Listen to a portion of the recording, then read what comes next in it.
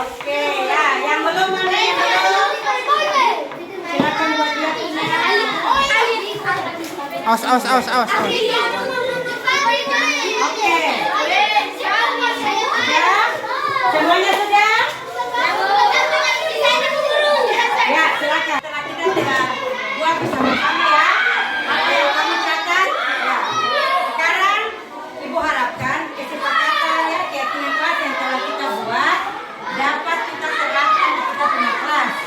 Oke semuanya?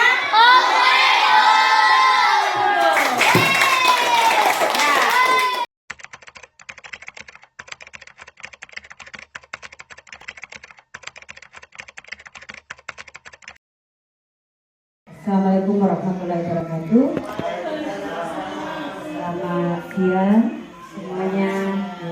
Yang saya hormati Bapak SD Impres 56-nya dan yang saya banggakan teman-teman guru sekalian. Terima kasih saya ucapkan atas partisipasi dari Bapak Kepala Sekolah dan rekan-rekan guru yang telah boleh mau mengikuti kegiatan diseminasi saya hari ini. Sebelum saya melanjutkan, saya mempersilahkan Bapak Kepala Sekolah untuk membuka kegiatan di pagi hari ini. Kepada Bapak, disilakan.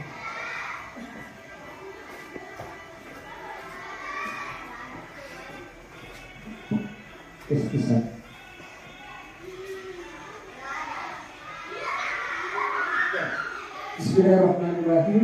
Assalamualaikum warahmatullahi wabarakatuh. Selamat pagi dan salam sejahtera untuk kita semuanya. Salam. Ada. Ya. Bapak Ibu serta teman kita, guru salah satu guru kita yang sedang mengikuti pendidikan guru penggerak. Pertama-tama mari kita memanjatkan puji serta syukur kehadirat Tuhan Yang Maha Esa, yang mana Tuhan Yang Maha Esa memberikan kesempatan kepada kita untuk bersama-sama mengikuti salah satu rangkaian, salah satu tugas ya atau pendidikan guru penggerak ini. Salah satunya adalah diseminasi yang hari ini dilaksanakan oleh salah satu guru kita, calon guru penggerak ya, angkatan 11 ya. Ya, ini merupakan momen penting karena saya pikir bahwa ini sudah merupakan perjalanan beberapa tahap program guru penggerak ini ya. Kalau tidak salah mulai dari 1.1 prosesnya itu, kemudian 1.2, kemudian 1.3, 1.4 ya, 1.4 ya. Ini merupakan salah satu tugas aksi nyata yang dibuat oleh Ibu Yani, dan ini merupakan salah satu yang ada pada 1.4 modul ajar ya. Nah, ini merupakan salah satu apresiasi yang harus kita sama-sama berikan, karena ini yang harus ya dilaksanakan oleh kita semuanya. Mudah-mudahan kita semuanya itu bisa mengikuti jejak langkah daripada Ibu Yani, merupakan salah satu calon guru penggerak angkatan 11 ya. Bapak Ibu, saya yakin bahwa sebentar nanti ketika ada lagi pembukaan pendaftaran untuk calon guru penggerak angkatan berikutnya, yaitu angkatan 12, kalau tidak salah di bulan September ya. September ya. Agustus atau September ini, mudah-mudahan Bapak Ibu semua ikut supaya kita meramaikan program pendidikan guru penggerak ini ya. ketika kita semuanya ikut, mudah-mudahan kita saling berkolaborasi, saling membantu satu sama lainnya. Nah, Bapak Ibu, sebentar nanti salah satu rekan guru kita ini yang merupakan salah satu calon guru penggerak angkatan 11 akan mempresentasikan tugas atau aksi nyata yang sudah dibuat, yaitu tentang diseminasi budaya positif, ya, yang berlangsung sebentar nanti. Kita lihat berapa jam yang sebentar nanti dilaksanakan. Mudah-mudahan Bapak Ibu semuanya menyimak dengan baik, mengikuti dengan seksama, memahami dari pertama sampai terakhir. Ya, jika barangkali ada yang mungkin mau ditanyakan atau apapun, ya nanti baru dikoordinasi, dikonsultasi dengan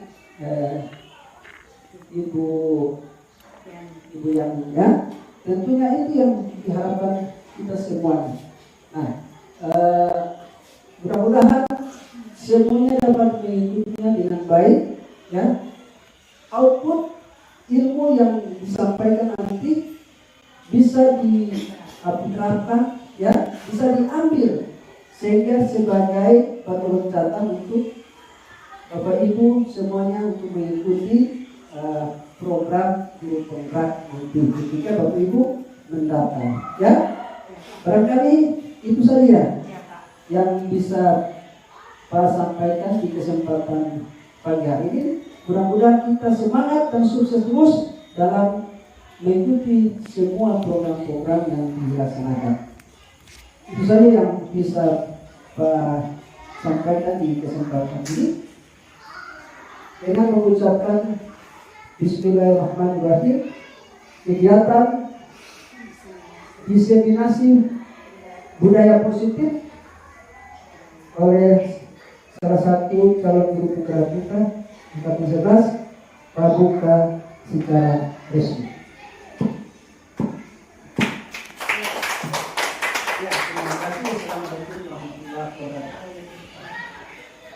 Terima kasih Pak Kepala Sekolah.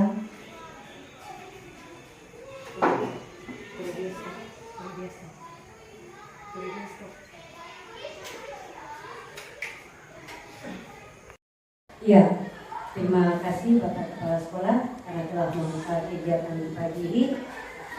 Untuk teman-teman semuanya, mungkin saya berdiri di sini bukan untuk menggurui teman-teman. Saya menyadari bahwa saya memiliki banyak kekurangan dari para teman-teman. Ya, mungkin juga seperti itu. Ya, kita saling berbagi teman-teman. Ya, di sini saya akan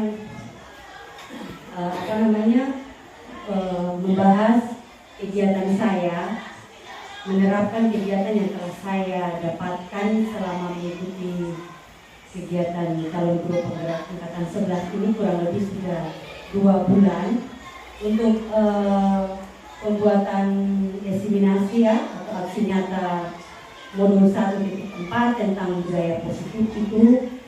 Salah satunya saya harus mensosialisasikan kepada teman-teman semua seperti itu. Oke teman-teman, mungkin tidak membuang waktu, saya langsung saja. Di sini Bapak Ibu boleh lihat ke depan, ya. Ada 4 pertanyaan. Ya.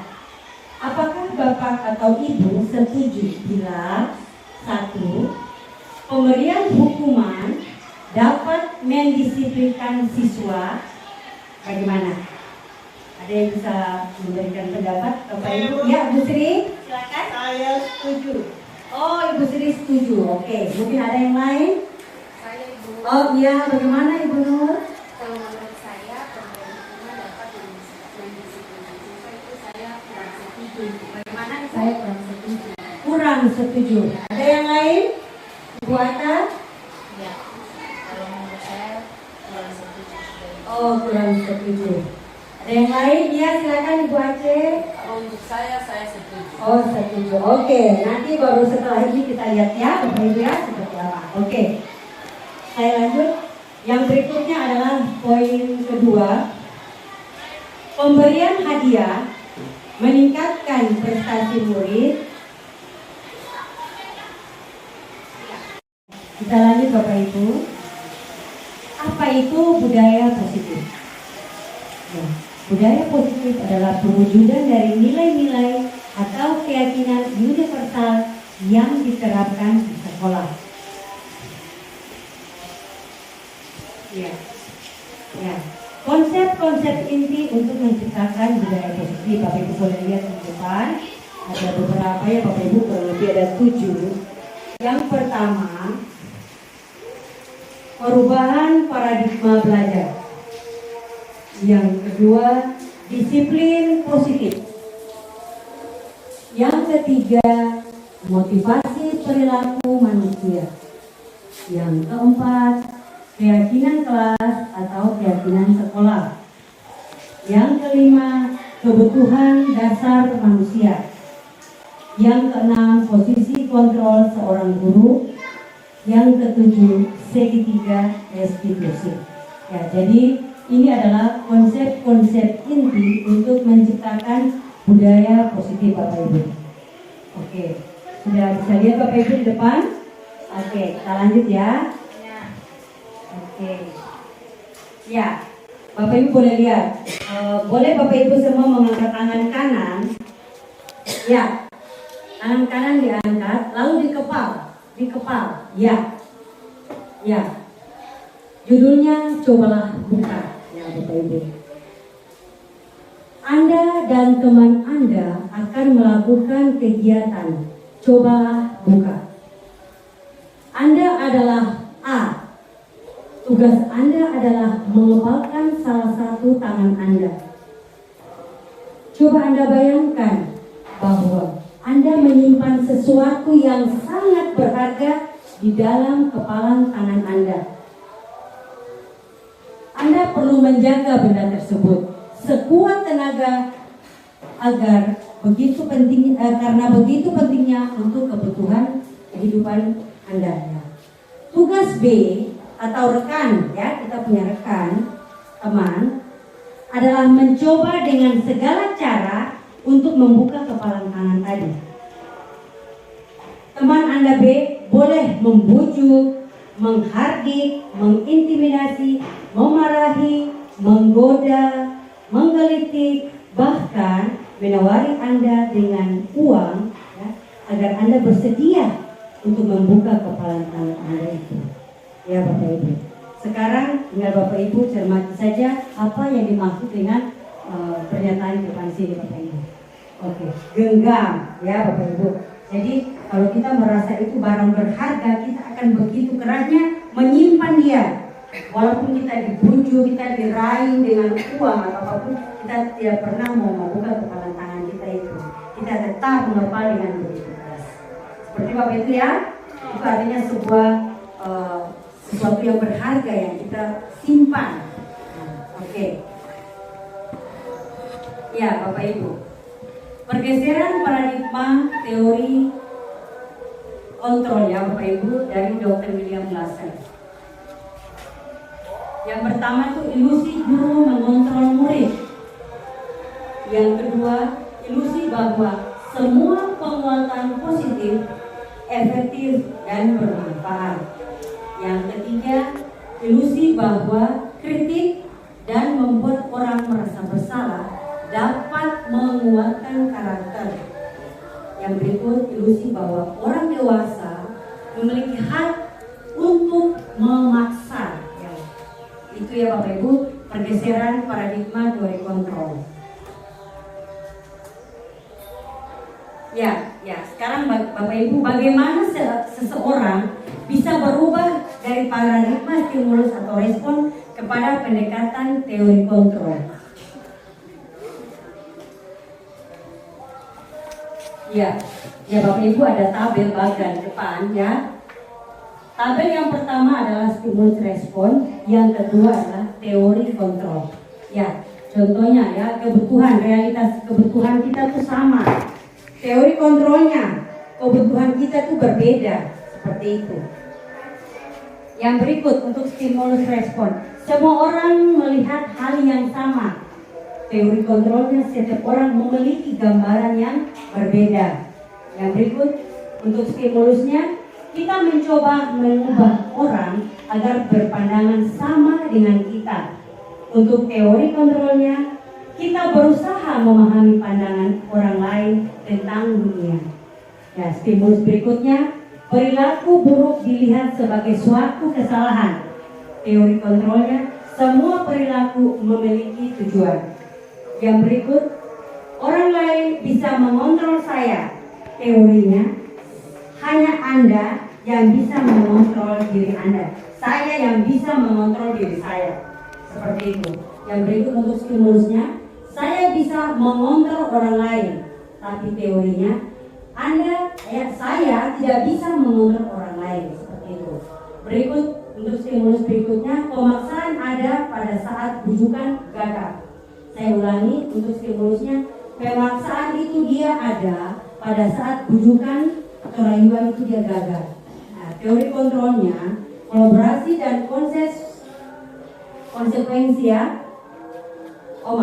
Kolaborasi menciptakan pilihan-pilihan baru. Yang berikut untuk stimulus terakhir, model berpikir menang atau kalah. Teori kontrolnya, model berpikir menang-menang. Seperti itu Bapak Ibu. Ya. Berikut, ya sekarang disiplin positif Bapak Ibu ya. Jadi disiplin positif merupakan salah satu cara penerapan disiplin yang bertujuan untuk menumbuhkan kesadaran serta memberdayakan anak untuk melakukan sesuatu tanpa sogokan, ancaman, maupun hukuman. Ya, sekarang kita lanjut Bapak Ibu ya. Jadi mengapa keyakinan kelas bukan peraturan kelas? Ya, saya ulangi, mengapa keyakinan kelas bukan peraturan kelas? Ya. Oke. Ya, yang pertama. Ya. Mengapa kita memiliki peraturan tentang penggunaan helm? Ini contohnya Bapak Ibu ya. Nanti ya Bapak Ibu coba pikir ya. Kira-kira ini apa ya? Mengapa kita memiliki peraturan tentang penggunaan helm pada saat mengendarai kendaraan roda 2 atau motor?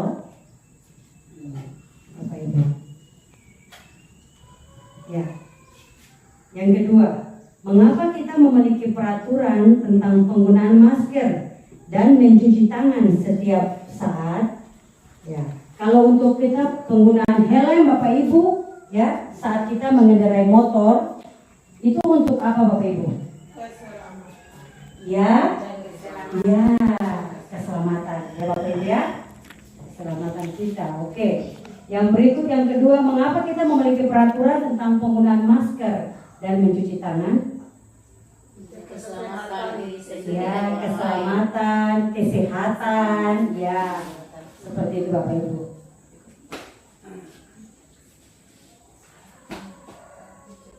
Ya, berikut. Keyakinan kelas dibuat berdasarkan kesepakatan antar guru dan murid bersifat universal. Bapak Ibu. Saya ulangi, keyakinan kelas dibuat berdasarkan kesepakatan antara guru dan murid yang bersifat universal. Yang kedua, peraturan itu biasanya dibuat oleh guru bersifat satu arah. Jadi beda ya Bapak Ibu antar keyakinan kelas dan peraturan kelas. Ya, jadi keyakinan kita buat bersama. Kalau peraturan kita yang menentukan, Bapak Ibu. Oke, seperti itu. Sekarang saya tanya Bapak Ibu, yang bagusnya keyakinan atau peraturan? Keyakinan. Ya, kita membuat bersama. Dan ketika anak-anak melanggar, tinggal kita ingatkan. Ya, kita punya kesepakatan keyakinan kelas kita sudah buat. Sekarang Ibu tanya, perbuatan kamu nih melanggar atau tidak? Ya, karena kita sama-sama menyusun kan, kita membuat. Itu tujuannya seperti itu Bapak Ibu. Oke. Ya, sekarang prosedur pembentukan keyakinan sekolah atau keyakinan kelas. Ya, yang pertama Bapak Ibu mempersilahkan warga sekolah dalam hal ini murid untuk mencurahkan ide tentang peraturan yang akan disepakati. Ya, yang berikut setelah mereka buat kita mencatat semua masukan itu. Ya, kita menggantikan kalimat-kalimat yang negatif menjadi positif. Setelah itu kita tinjau kembali curahan pendapat yang terkumpul dan susun menjadi keyakinan kelas. Jadi Bapak Ibu biasanya kan anak-anak punya tuh ada yang sama, ada yang beda. Kita kelompokkan dulu Bapak Ibu. Seperti itu. Nah, kita tinjau ulang keyakinan kelas yang sudah tersusun ya. Maksimal 3 ya, minimal 3 sampai 7 maksimal keyakinan kita buat. Terus kita meninjau dan menyetujui dengan kita menandatanganinya. Nah, setelah itu baru kita buat berupa poster ya untuk kita tempelkan di dinding kelas seperti itu Bapak Ibu. Jadi ini semua dari anak-anak, dari mereka untuk sama-sama jalan. Kita terapkan sama-sama. Jadi ketika mereka melanggar, kita bilang ya kamu lihat kita punya kesepakatan di depan. Perbuatan kamu sesuai atau tidak, melanggar atau tidak, seperti itu. Secara tidak langsung dia sudah mengikat anak-anak itu supaya tidak berbuat yang salah. Seperti itu Bapak Ibu. Oke, kita lanjut. Ya, sekarang kita masuk pada 5 posisi kontrol guru Bapak Ibu. Ya, ada 5 posisi kontrol guru. Yang pertama, posisi kontrol guru sebagai penghukum. Yang kedua, posisi kontrol guru sebagai pembuat merasa bersalah. Posisi kontrol yang ketiga yaitu sebagai teman. Posisi kontrol yang keempat pemantau. Dan yang terakhir yaitu posisi kontrol guru sebagai manajer. Ya.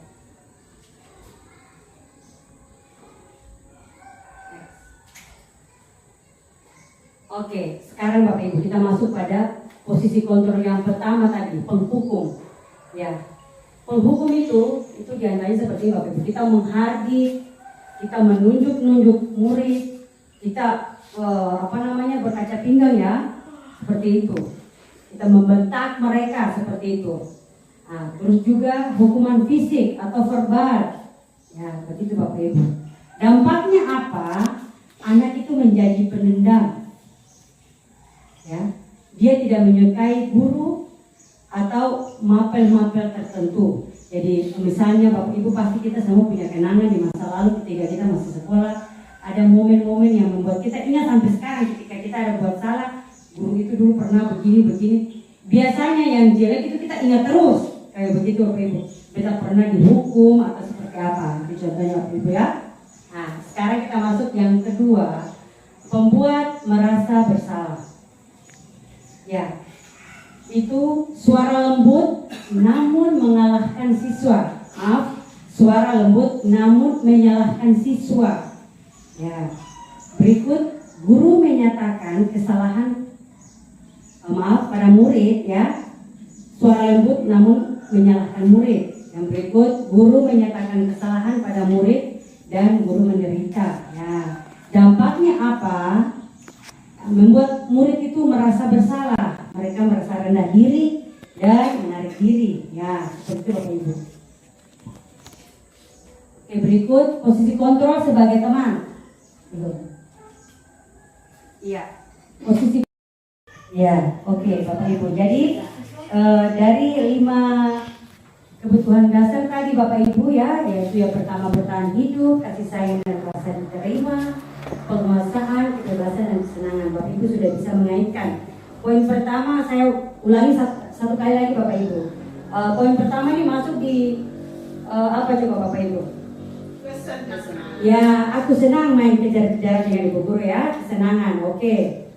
Berikut yang kedua, ibu kejar aku karena ibu guru sayang aku. Kasih sayang ya, aku hebat kan, bisa bikin ibu guru kejar aku. Ya, yang terakhir, aku bosan belajar mewarnai terus di dalam kelas.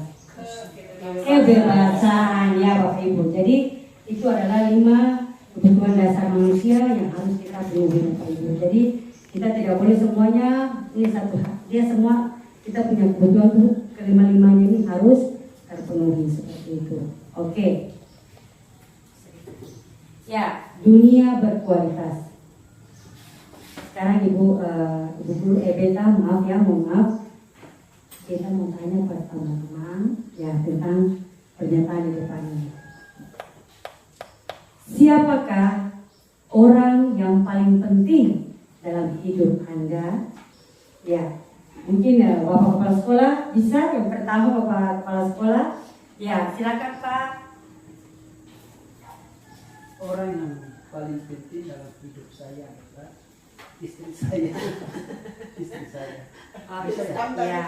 Sekali lagi. Ada yang lain lagi Bapak Ibu? Ya Ibu Atta silakan. Orang yang paling penting dalam diri saya adalah orang tua saya, yang kedua adalah suami saya. Oke, ada lagi yang mau tambahkan Bapak Ibu? Ya, Ibu Nur silakan. Orang yang paling penting dalam hidup saya itu orang tua yang pertama, kemudian anak-anak saya. Ya, oke. Jadi mungkin yang lain sama ya Bapak Ibu ya. Jadi siapakah orang-orang yang paling penting dalam hidup kita? Berarti orang-orang yang paling berharga Bapak Ibu. Mungkin yang pertama orang tua ya Bapak Ibu, orang tua kita. Entah itu mereka masih hidup atau sudah meninggal, tapi mereka itu adalah orang-orang yang penting dalam kita punya kehidupan. Setelah itu baru misalnya kalau kita yang sudah menikah, kita punya suami, kita punya anak, seperti itu. Habis itu kita punya keluarga, kita punya adik kakak, ini kita punya keluarga. Jadi saya ulangi, jadi orang-orang yang penting dalam hidup kita itu pertama kita punya orang tua, kita punya keluarga, ya, dan orang yang berada di sekeliling kita. Seperti itu Bapak Ibu. Oke, kita lanjut pada pertanyaan kedua Bapak Ibu ya. Nilai-nilai kebajikan apa yang terpenting dalam hidup Anda, dalam hidup Bapak Ibu? Coba. Ya. Disiplin dan tanggung jawab. Disiplin tanggung jawab. Ya, Ibu Nur. Disiplin, tanggung jawab, mandiri, ya itu adalah nilai-nilai kebijakan yang penting dalam hidup. Ya. Ada yang lain lagi, Bapak Ibu? Ibu Atta? Sudah tadi jawab ya?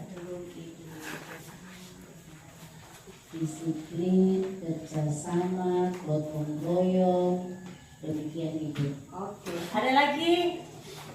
Ya, jadi Bapak Ibu itu ya, Bapak Ibu nilai-nilai kebajikan apa yang terpenting dalam hidup Bapak Ibu. Bapak Ibu bisa menilai, bisa memilih sendiri, ya. Oke. Ya, kita lanjut yang berikutnya Bapak Ibu. Dari tadi ada beberapa ya, nilai kebajikan, ada beberapa orang guru, ada nilai disiplin, nilai kerjasama, nilai tanggung jawab, gotong royong, mandiri, kekeluargaan, ya Bapak Ibu. Oke, saya lanjut pertanyaan ketiga. Kalau Anda menjadi orang yang ideal, karakter atau sifat apa yang Anda paling inginkan daripada diri Anda? Apa pencapaiannya, Bapak Ibu? Ya, kalau Anda menjadi orang yang ideal, karakter atau sifat apa yang Anda inginkan pada diri Anda? Bijaksana. Ya, Ibu, bijaksana. Peduli. Oke. Apalagi, Ibu? Simpati. Pak Kepala Sekolah, ada Pak Kepala Sekolah? Sikap empati yang harus ada pada diri. Oke, ya. Oke, terima kasih Bapak Kepala Sekolah. Oke, kita lanjut.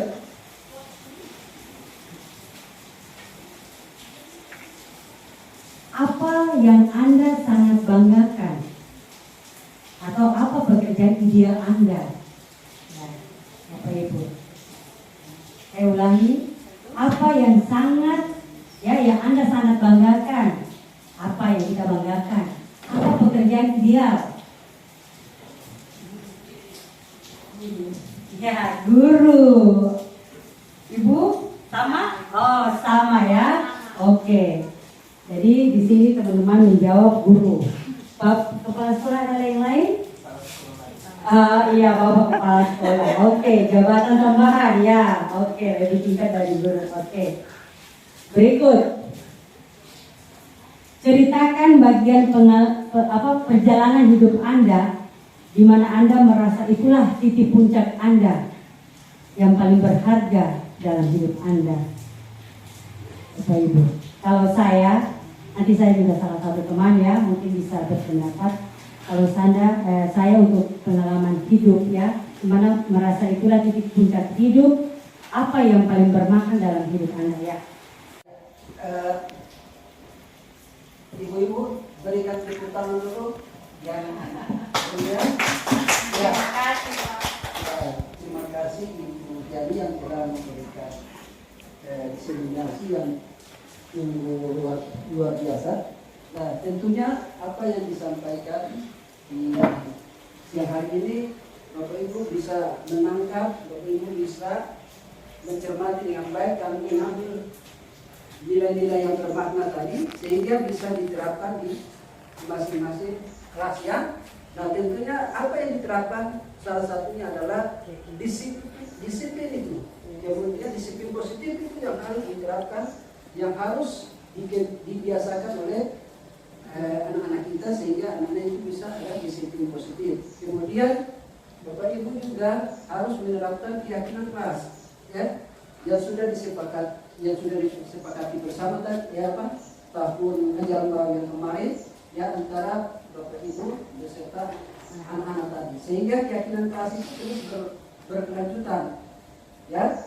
Bisa ya? Bisa. Oke, yang berikutnya jangan lupa bahwa segitiga restitusi itu sangat penting juga ya, sehingga memberikan semangat di dalam proses di sekolah ini ya. Bisa ya? Bisa. Oke, itu saja untuk kita semuanya. Terima kasih. Ya, terima kasih Bapak Kepala Sekolah atas masukannya. Di sini sebelum saya mengakhiri kegiatan saya diseminasi budaya positif, saya mengucapkan banyak terima kasih dan saya minta maaf karena saya sudah menyita waktu dari Bapak Kepala Sekolah dan teman-teman kurang lebih 1 jam ya kita melaksanakan kegiatan ini di kesempatan siang hari ini. Satu yang saya harapkan agar kita sama-sama bergandengan tangan untuk dapat menerapkan budaya positif di sekolah kita dengan menjalankan keyakinan kelas dan segitiga restitusi untuk mengatasi masalah yang kita temui kepada murid kita seperti itu Bapak Ibu. Jadi saya mungkin sangat berharap kedepannya Bapak Ibu bisa mengikuti langkah saya, mungkin seperti apa yang disampaikan oleh Bapak Kepala Sekolah tadi. Ya, mungkin itu saja Bapak Ibu. Terima kasih banyak atas kesempatan yang telah diberikan kepada saya. Saya akhiri dengan mengucapkan wassalamualaikum warahmatullahi wabarakatuh dan selamat siang. Tabiat.